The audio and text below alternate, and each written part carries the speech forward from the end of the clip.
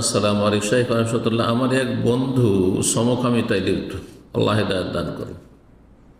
আল্লাহ রব্বুল আলামিন এই ধরনের লোকের অনিষ্ট থেকে মুসলিম জাতিকে, মুসলিম ছেলে মেয়েদেরকে, মুসলিম পুরুষ নারীকে আল্লাহ হেফাজত করুন। এটি জঘন্যতম অপরাধ, আল্লাহর গজবকে ডেকে নিয়ে আসে। আল্লাহর এত গজব হয়েছে সমকামী লূত আলাইহিস সালামের উম্মতের ওপর, যারা ওই জামানার কাফেরদের ওপর। তারা হেদায়েতের উম্মত ছিল না, উম্মতের দাওয়াত ছিল।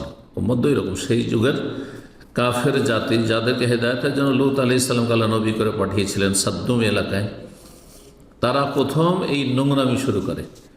এত গজব আল্লাহর ছিল যে তাদেরকে তো কয়েকটা আযাব দিয়ে ধ্বংস করেছেনই, ওপর থেকে নিচে থেকে। তাদের জমিন, নাপাক জমিনকে আল্লাহ রাখেননি, একবারে মৃত সাগরে পরিণত করেছেন। জাল বাহরুল মাইয়ের মৃত সাগর, ডেড সি, সেটি হচ্ছে সাদ্দুম এলাকা, এই সমকামীদের এলাকা। সেই এলাকাকে আল্লাহ ধ্বংস করে করে দেন। আর সেই এলাকায় এত গজব রয়েছে যে সেই মৃত সাগরে কোনো মাছ নেই, প্রাণী নেই। আল্লাহ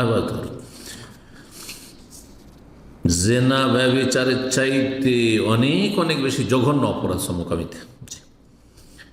আর সে বন্ধুটি নিজেও জানে যে এটি একটি কাবিরা গুনাহ, আল্লাহ হিদায়াত করে। কিন্তু সে অনেক চেষ্টা করেছে, না চেষ্টা করেনি, মিথ্যা কথা এটি তার, এই গুনাহ থেকে বের হয়ে আসতে। কিন্তু সে বের হয়ে আসতে পারছে না। বিয়ে করবে, বিয়ে করলেই তো হইল, বিয়ে করবে। আর তারপরে যেই কারণে সমকামিতার দিকে তার মনটা চলে যাচ্ছে, কারণ মানুষ হচ্ছে অভ্যাসের গোলাম।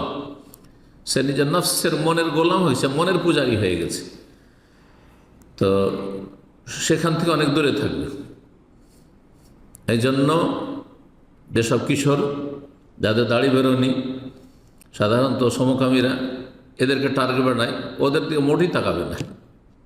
এটি চোখের ফিতনা। সমকামিতায় লিপ্ত হওয়ার একটি গুরুত্বপূর্ণ কারণ হচ্ছে যে যাদের এখনও দাড়ি মোচ বেরোনি, এসব কিশোর ছেলেদের দিকে কুদৃষ্টি পড়া, তাকানো, মোটেই তাকাবে না। কারণ এটি হচ্ছে তার গুনহার দিকে চলে যাওয়ার কারণ। সেই সব জায়গা থেকে দূরে থাকবে, তাদের সাথে মোটেই নির্জনতা অবলম্বন করবে, তাদের দিকে তাকিয়েও দেখবে না। জি, এইভাবে দৃষ্টি নত না রাখলে মানুষ পাপে লিপ্ত হবে। জি, জেনা ব্যভিচার কি একদিনে হয় নাকি? প্রথম তাকায়, তারপরে মনে মনে আসে কোনো একটা কিছু, আর তারপরে সেটা মনে আরও বদ্ধপরিকর হইতে থাকে।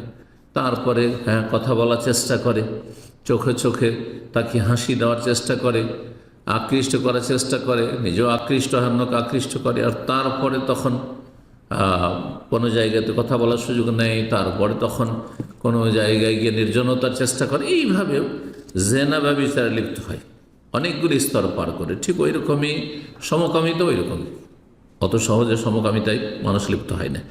তো যে কারণে সমকামিতা লিপ্ত হচ্ছে, সেগুলি জায়গা থেকে, সেই অবস্থা থেকে দূরে থাকবে। জি, এবং মরণকে সবসময় স্মরণ করবে যে এখন যদি মারা যায় কি অবস্থা হবে, জাহান্নামে যেতে কোনো সন্দেহ নেই, যে কোনো সময় মত আসতে পারে। তারপরে পাপকে পাপ মনে করতে হবে, নিজেকে আল্লাহর গোলাম বানাইতে হবে, নফসের গোলাম, মনের গোলাম না, আল্লাহর গোলাম বানাইতে হবে। তাহলে মানুষ পাপ থেকে বাঁচতে পারবে। ঠিক ওই রকমই যেমন যারা গাঁজাখোর, গাঁজা খেয়ে নিলে আর ফিরে আসতে পারে না, কারণ তার নফসের গোলাম হয়ে গেছে, মনের গোলাম হয়ে গেছে। যারা মদ খেয়ে নিয়েছে, মদ থেকে ফিরে আসতে পারে না।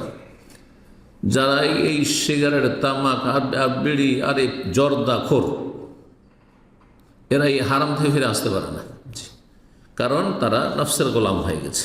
কিন্তু যে আল্লাহর গোলাম, সে সাথে সাথে ফিরে আসতে পারে, যতই কষ্ট হোক না কেন। জি।